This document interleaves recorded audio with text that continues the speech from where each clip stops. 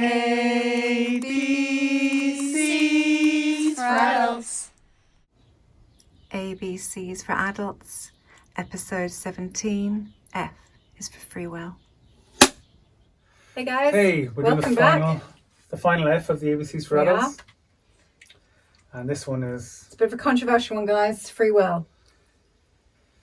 it's a bit controversial because we spent a lot of time thinking about this, and we've yet to come across an instance of pure free will like that exists. So let us know in the comments if you agree or don't disagree, or absolutely, if you have examples of instances where free will is being played. But we've kind of found out that when you, and it's obviously not just us, there's so many different wonderful people around who that it's basically what is behind it. So you have to go to the root of something. You know, when you get angry at something, you're like, why are you getting angry? Well, it's actually because I hurt my toe 10 minutes ago, nothing to do with this napkin out of place. It's kind of like we have to go and distill what is behind that part of free will, the perceived free will act of free will, and what is behind that, and you'll find that at the very end, at the very beginning, there has to be a first domino, like a domino effect, and you'll find that there's always a domino that precedes your free will that is completely out of your control. Like, you know, you can pick any example you want, but like even like the sun comes up in the morning and you're in bed and it shines in your eyes, so you turn over in bed. Now you think that it's a direct cause and effect situation. I decided through my free will to turn over. But the earth had to turn and the sun had to shine in your eyes, and then you had to turn over, and because you didn't want the sun in your eyes. Because maybe you're tired from the night before because you stayed up too late, beering or boozing or whatever, or studying or with your new baby, whatever it could be, which then led in order for you not to greet the day and the sunshine with happiness, or maybe your curtains got broken or you're changing them and you don't have them normally. It's a very weird one. You know, we're a little bit kind of apprehensive, even though we've been as open as we can, and we're a lot of things I'm sure we say to some people are very normal, but to others would be very odd. So this is quite controversial for a lot of reasons and a lot of people, because everyone's going to think, well, of course I have free will. Yeah, I mean, you know, like even religious obviously people. I've got free will. Look, I can do this. This is free will, you know. But you have to think what motivated you to say, of course I've got free will, and then to prove it with an arm movement. Is that really free will, or is it this kind of following of a flowchart of the way that we have been molded and structured by our story? Yeah. But even okay, do you want to go with the story thing? No, just wherever you say. No, I'm just saying that like even just purely from a biological point of view, like let's talk that physical point of view. Let's talk science. Yeah, you know, you have nature and nurture, so you have a certain genetic makeup of, and obviously we're finding out now through epigenetics, etc., that genes are not just a blueprint that is absolute. That genes are switched on and off according to environmental factors, stimuli, and so on.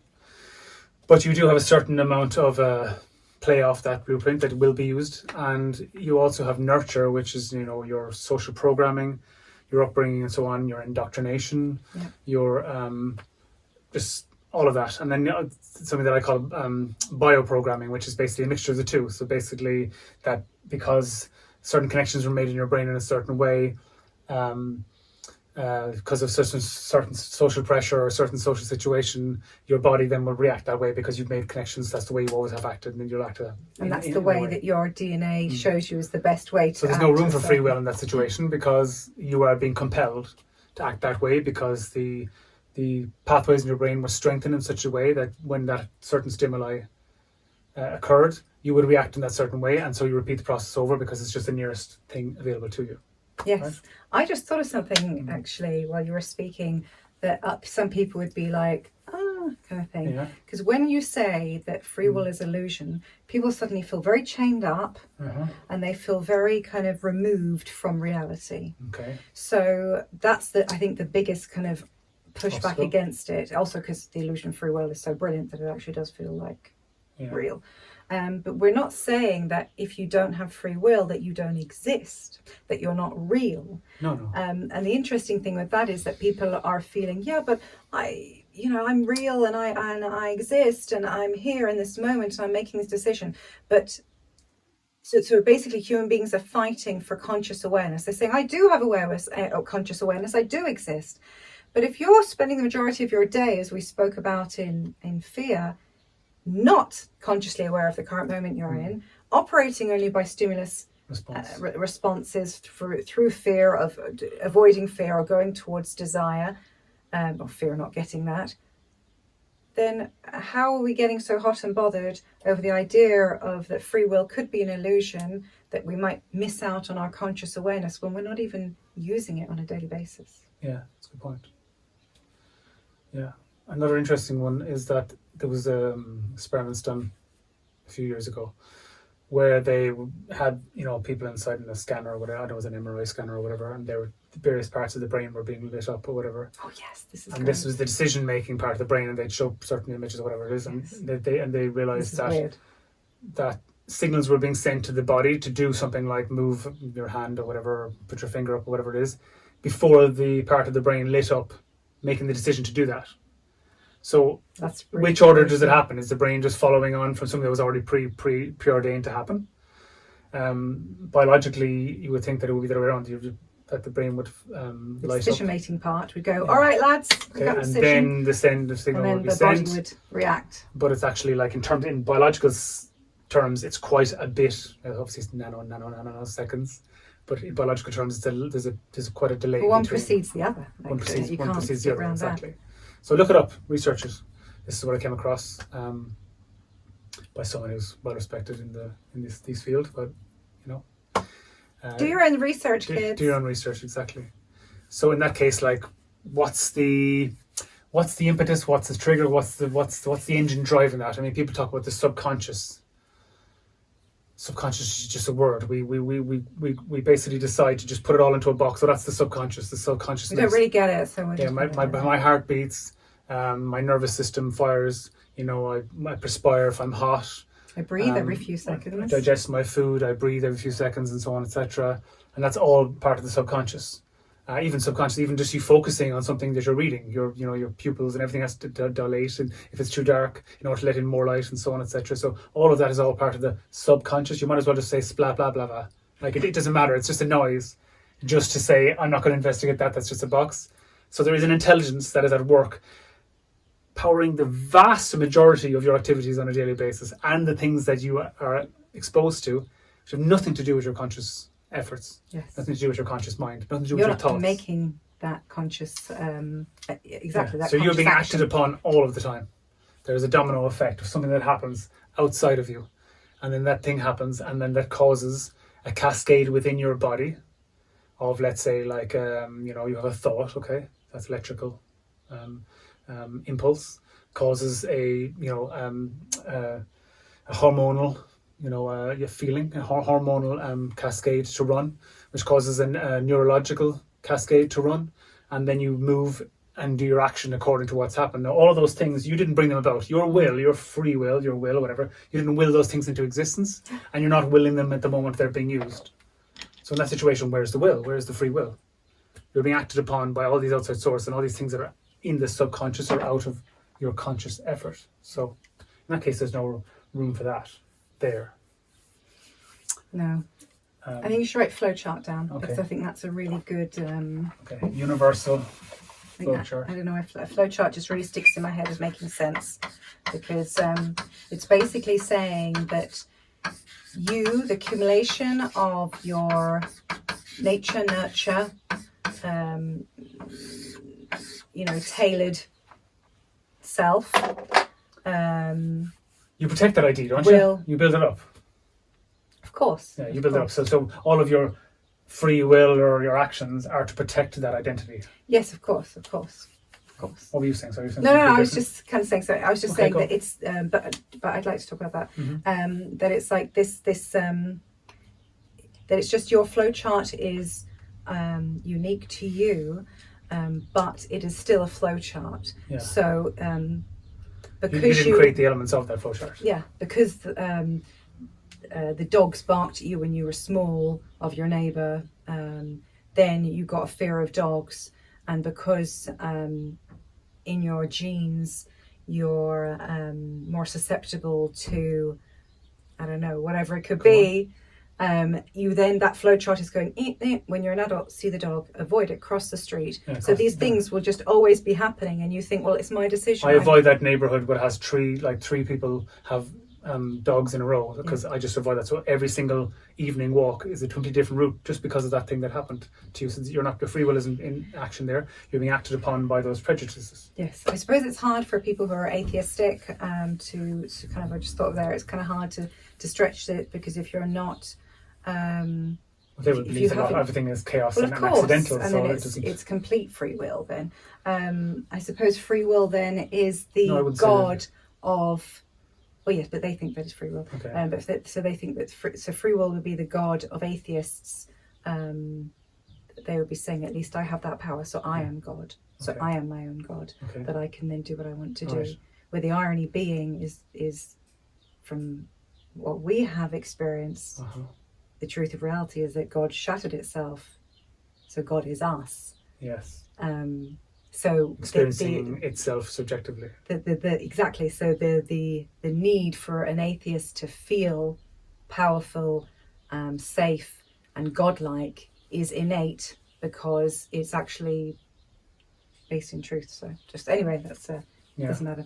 So what you were saying before was protecting the idea, is it? Yes, with this idea. Yeah, well, it's just, again, another aspect that the ego works with. The identity, yeah. You have an identity, a certain identity, because of your nature and nurture. And then you protect that. So a lot of your actions throughout the day, whether they're fear-based, we talked about fear in the last, a few weeks ago at this stage, your actions are based on protecting that identity. So that's not free will, because you're not free to make those decisions, because you're being acted upon by your compulsion to fill in the potholes on your road that were made. So that's another example of where free will isn't occurring. There is no space for it, we'll say. Anything else you want to say? No, just that's very good. And the dominoes that if there's no first domino that you can connect to, how can free will kind of come and that's one way of looking at it. Another way of looking at it is what Alan Watts said, that there's no such thing as cause and effect. Now I might sound, oh my god, you can't say that because physics has proven cause and effect. Physics hasn't proven that. We have observed with our senses in our 3D dependent, time dependent, 5 sense dependent brain, that we have observed things in chronological order, in a certain sequence. Yes. But in fact, everything happens together. Everything is from one. From a metaphysical point of view, everything is one, and so there's no little one bit acting on another bit. No, everything. All the bits happen in order for us to stay anchored to this beautiful reality where there is cause and effect, if you like, or there is a progression of and a sequence of things happening. We have to believe that they're happening one after the other, but we're just experiencing it that way because that's the way the only way we can experience it in a 3-dimensional reality, in terms of time and space and so on. So there's no cause and effect, because everything happens, just occurs in the moment. One. Because all there is moment. There is no future. There is no past. Yeah, so it's like an expression, just all potential expressing itself. Yeah. All of the time, from nothing, experience. Nothing is nothing. Potential. It's all potential, which is everything cancels itself out. So it's kind of nothing if you want to look from an intellectual point of view. But it's all potential expressing itself endlessly over and over and over. So it happens, and because there's no future and past, and they're just man-made concepts, and there's only a moment, it must happen all together, because everything expressing itself together as one thing in the moment. So there's no what do you call it, Pat? There's no cause. There is no cause and effect. Yes. Ideally, there's just, if you want to call it, there's only the effect of the will of the universe. That the cause is the will of the universe, and the effect is everything that happens while it expresses itself endlessly. Yes. That's lovely. Right? Yes, that was lovely. That was great. That's really nice. That's pretty much what we believe free will to be. And it's so the plus side of this. So rather than people that are going, oh, I'm not sure, is this kind of breaking down my reality? I'm kind of freaking out here. What are the positives of this? What's the best part of providence, or whatever you want to call it, or destiny, or the script, or to be part of this play, this orchestrated symphony. What's the best part? Well, the best part is you have no need to worry. Like, you literally... You've less excuses to worry. No responsibility. You've no responsibility. Any time that you spend in your head being tortured by thoughts, you don't need to do. You've got a chitty. We can give you the chitty now. You've got a pass to get out of jail free card. You don't need that anymore. You can actually relax on the river and just float. Like, row your boat gently down the stream. Merrily, merrily, merrily, merrily, life is but a dream. So, like, the flow, the Tao, if you like it, like Taoism would say, is just, life is just unfolding. It's constantly expressing itself from all potential to everything, and then cancelling itself out, and all potential again expressing itself. It's like a kaleidoscope, actually. Yeah. That's a really so your thoughts and worries and all that, of course, and your illusion of free will is part of that. Yes. Which are being invited now as part of the flow. This moment right now. To just see that, in fact, that there is nothing that is essentially under your control. Like, thought doesn't control the universe. Okay, we have to come to that kind of conclusion anyway. That thought just doesn't control the universe. The intelligence of thoughts it's just an analysis, like a DVD with a commentary underneath. The commentary, that's the commentary. The thoughts that you have are the commentary. The ticket, the little, what do you call that ticket? Ticker tape, yeah. Ticker tape underneath, commenting on the images that you see. And the more awake you are, the more you are in line with the reality that's unfolding in front of you. And so you have a more realistic, you want to call it being realistic, and waking up and smelling the coffee. This is it. It's seeing real reality rather than you telling yourself a story about objective reality, which just isn't true, and causes you a pain and causes you to suffer and causes others to suffer around you. Yeah, exactly. Because if you're caught in subjective reality, subjective perception, you are going to incur pain. There's just no two ways about it. To the degree to which you're caught up in subjective reality. Yeah. So another analogy. Yes. Sorry, you were about to say something. No, I wasn't. Another analogy, just as we were talking about the river, it came into my head, is that if you go to a theme park and you go on some of those roller coaster rides, you're on it and you're going, oh my God, I'm going left. Oh my God, I'm going right. I'm going up, I'm going down. But it's like, you're not actually worried. Like, you're not driving it. You're not worried that it's gonna, well, if it's a good one, it won't fall off. But the point is like, it's already a pre-ordained, or it's a pre-made ride. All you're doing is enjoying it. So when you really reflect on all this stuff and you realize, my gosh, it's just a ride, as Bill Hicks said. Check out Bill Hicks, he's great, a fantastic comedian. It's just a ride. Then you just ride it. So you're going, hold on a second, I don't need to be living up here.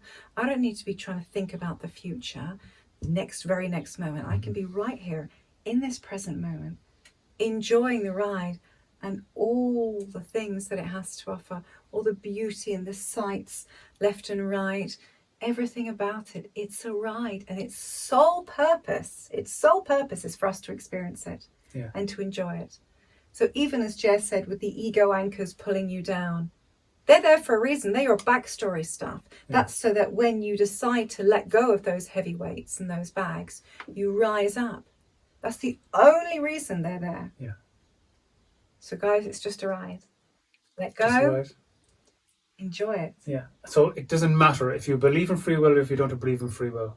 From our experience, moment to moment, day to day, month to month, year to year, the illusion of free will is basically the same as free will. So free will is the illusion of free will. It's the same thing. That's all we got. So that's all we got.